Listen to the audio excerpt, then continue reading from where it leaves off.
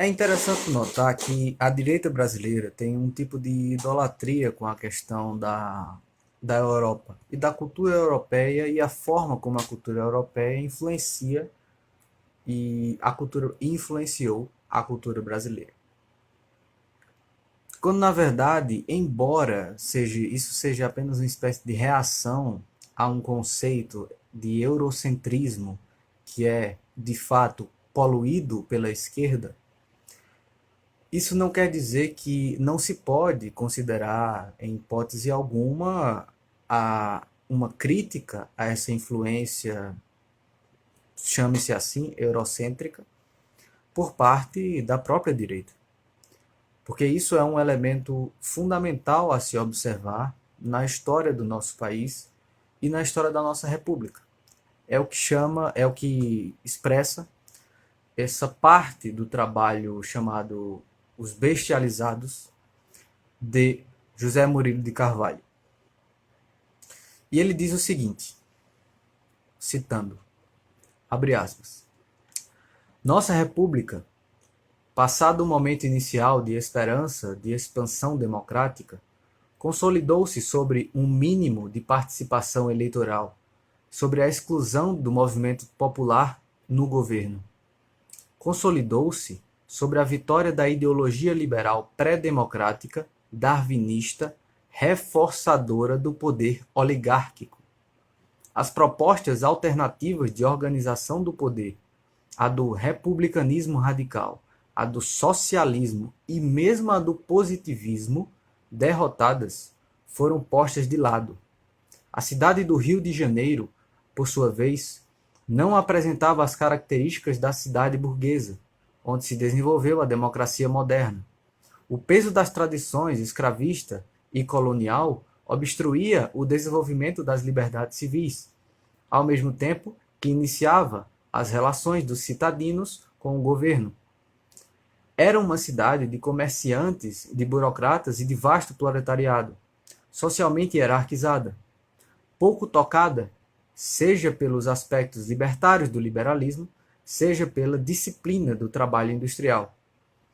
Uma cidade em que desmoronava a ordem antiga, sem que se implantasse a nova ordem burguesa, o que equivale a outra maneira de afirmar a inexistência das condições para a cidadania política. A relação da República com a cidade só fez, em nosso caso, agravar o divórcio entre as duas e a cidadania.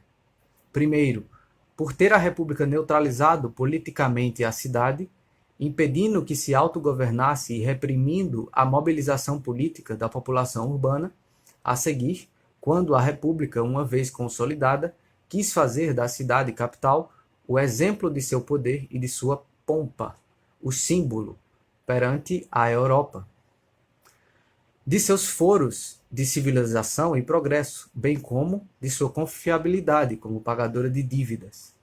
A castração política da cidade e sua transformação em vitrina, esta última efetivada nas reformas de Rodrigues Alves e na Grande Exposição Nacional de 1908, inviabilizaram a incorporação do povo na vida política e cultural.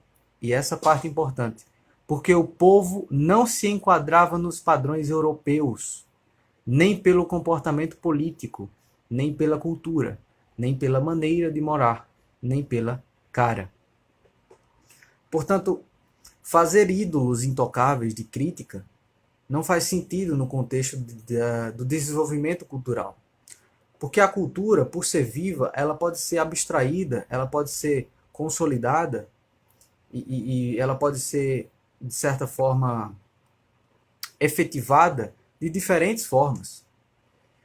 Não necessariamente a gênese cultural, sendo uma gênese cultural forte, sendo uma gênese cultural filosófica, riquíssima, como é a gênese europeia em diversos sentidos, mesmo assim, o velho continente, em sua tradição, pode também ser tomado de uma forma negativa, abstraído de uma forma negativa.